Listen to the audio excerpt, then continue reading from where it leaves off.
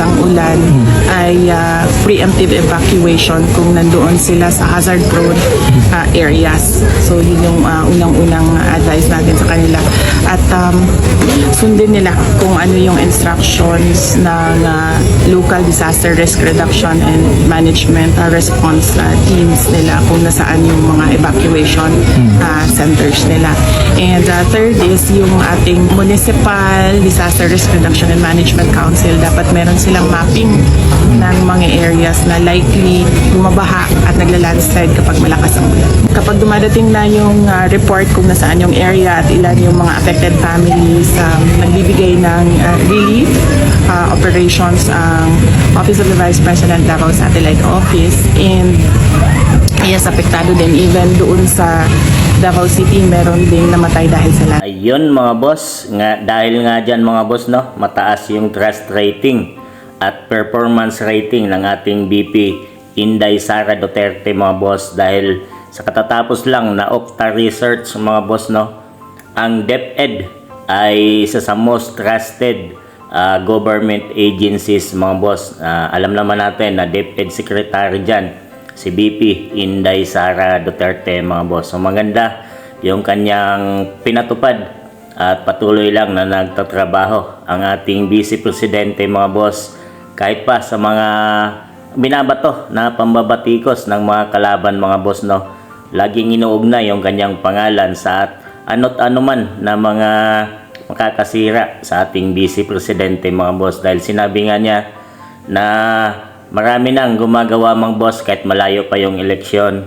Siya na kasi yung matunog ng mga boss, no, na magiging candidate na tatakbong bilang presidente ng ating bansang Pilipinas. Pero hindi nagpa-apekto dyan si VP Inday, dahil sabi niya magtatrabaho lang tayo at hindi niya pinapansin ang mga paninira na binabato ng mga kalaban sa kanya. Teto mga boss, kahit sa mga pambabatikos nila mga boss, di nila alam na patuloy na umaangat si VP Inday Sara Duterte mga boss, at walang pagbabago sa kanya, at mataas yung kanyang nakuhang trust rating, 84%, performance rating 81% mga boss, at ang DepEd, Department of Education, ay isa sa mga most trusted government agencies mga boss ng ating bansang Pilipinas under VP Inday Sara Duterte mga boss, na patuloy lang na nagtatrabaho. So ganyan ang ating workaholic VP Inday Sara Duterte.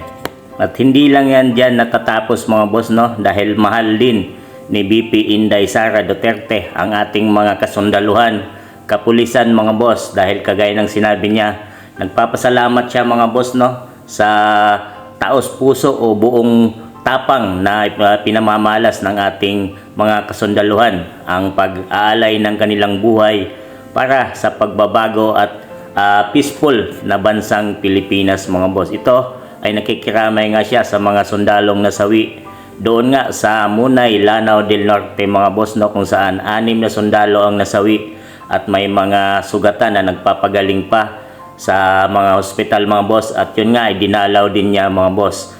So ganyan kamahal at binibigyang prioridad, pinapasalamatan ng ating VP Inday Sara Duterte ang kabayanihan at pag-aalay ng buhay para lang sa kapayapaan at labanan ang mga terorista sa ating bansang Pilipinas. So ganyan kabuti at may puso itong ating Vice Presidente.